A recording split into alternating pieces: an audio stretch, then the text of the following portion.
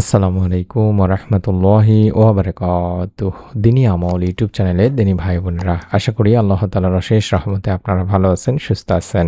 আলহামদুলিল্লাহ। আজ আলোচনা করব বৃহস্পতিবারের আমল নিয়ে। অত্যন্ত ফজিলতপূর্ণ একটি দিন। এই বৃহস্পতিবারের দিনে রাতে যদি আপনারা কষ্ট করে সহজ 7টি জিকির করতে পারেন, এর ওসিলে আল্লাহ তাআলা আপনাকে জান্নাতুল ফেরদাউস নসিব করতে পারেন বা পুরস্কার দিতে পারেন। তাই অনুরোধ করছি মনোযোগ দিয়ে ভিডিওটি সম্পূর্ণ দেখবেন আমলের নিয়তে।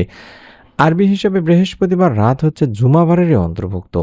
কেননা আরবি মাসের তারিখ শুরু হয় সন্ধ্যার পর থেকে বা শুক্রবার সন্ধ্যায় জুমার দিনটি শেষ হয়ে যায়। জুমাবার শুরু হলে কিছু ফজিলতপূর্ণ আমলের দিকে আমাদের নজর দেওয়া উচিত, কেননা জুমার পুরো দিনটি হচ্ছে আমলের ও দোয়া কবুলের উপযুক্ত।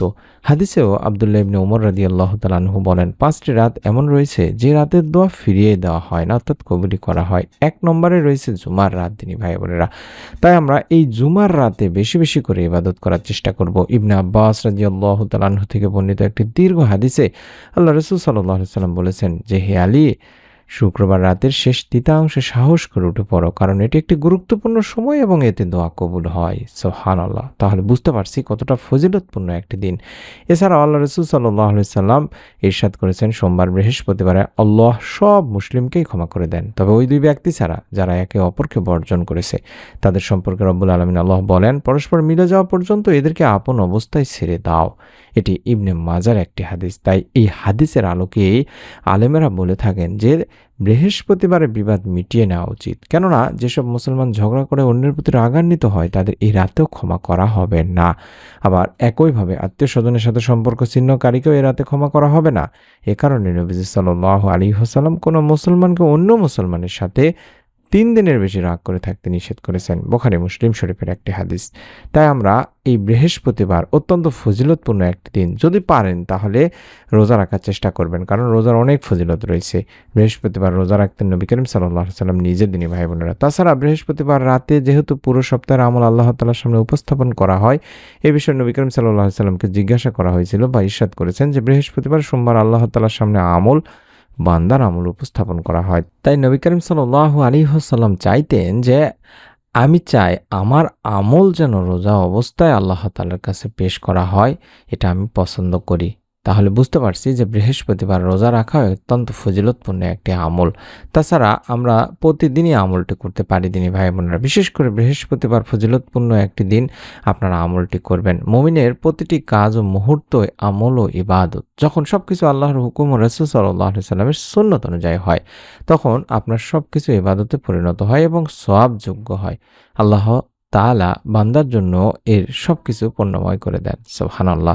অন্য সবকিছুর মতো প্রত্যেক নামাজের পর কিছু আমল রয়েছে। আমলগুলো করলে বান্দার জীবন সুন্দর, বরকতময় ও সুশৃঙ্খল হয়। আল্লাহ তাআলা নিজে, আল্লাহ রাসূল সাল্লাল্লাহু আলাইহি সাল্লাম বলেছেন যে, প্রত্যেক ফরজ নামাজ শেষে কিছু দোয়া আছে, আর যেই ব্যক্তি এই দোয়াগুলো পড়ে বা কাজে লাগায় সে কখনোই ক্ষতিগ্রস্ত হয় না। সহিহ মুসলিম শরীফের একটি হাদিস। তেমনি 7টি সহজ দোয়া বা জিকির আছে, সেগুলো আমি শিখিয়ে দিচ্ছি। 1 নম্বর হলো সুবহানাল্লাহ 33 বার, আলহামদুলিল্লাহ 33 বার, আল্লাহু আকবার 33 বার। প্রত্যেকটি 33 বার করে 99 বার পড়বেন এবং একবার পাঠ করবেন লা ইলাহা ইল্লাল্লাহু ওয়াহদাহু লা শারীকা লাহু লাহুল মুলকু ওয়া লাহুল হামদু ওয়া হুয়া আলা কুল্লি শাইইন কাদির। একবার পাঠ করবেন। এগুলো পাঠে গুনাহ সমুদ্রে ফেনা রাশির মতো অসংখ্য হলেও ক্ষমা করে দেওয়া হয়। সুবহানাল্লাহ, সুবহানাল্লাহ। সহিহ মুসলিম শরীফের সহিহ হাদিস। আল্লাহ রাসূল সাল্লাল্লাহু আলাইহি সাল্লাম আরো বলেছেন, যে ব্যক্তি প্রত্যেক ফরজ নামাজের পর আয়াতুল কুরসি পড়বে, তার জন্য জান্নাতে প্রবেশের পথে মৃত্যু ব্যতীত আর কোনো বাধা থাকবে না।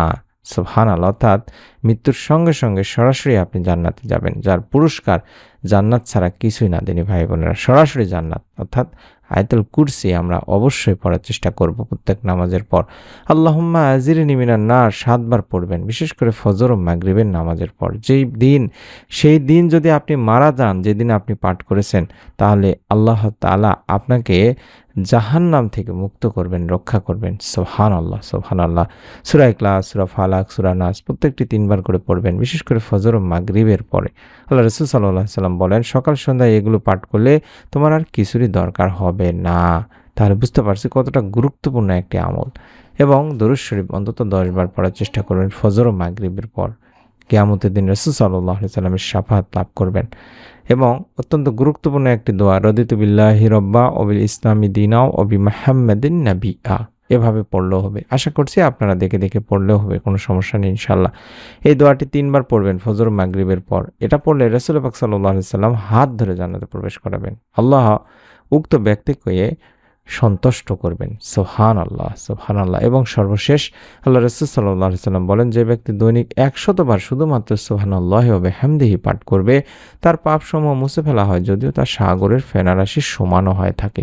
বুখারী মুসলিম শরীফের সহিহ একটি হাদিস। তাই আমি আমার সম্মানিত দিনী ভাই বোনদের কাছে অনুরোধ করব, আপনারা অবশ্যই আজ বৃহস্পতিবার যদি পারেন রোজা রেখে আমলটি করার চেষ্টা করবেন। প্রত্যেক ফরজ নামাজগুলোর পরে এই সহজ 7টি জিকির বা আমল আপনারা বা দোয়া অবশ্যই পাঠ করে আল্লাহ তাআলার কাছে জান্নাত কামনা করবেন।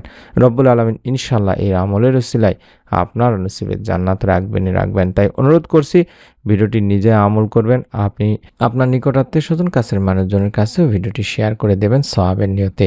এবং নতুন আমলের ভিডিও পাওয়ার জন্য চ্যানেলটির সঙ্গে থাকবেন। সকলে ভালো থাকুন, সুস্থ থাকুন। আসসালামু আলাইকুম ওয়া রাহমাতুল্লাহ।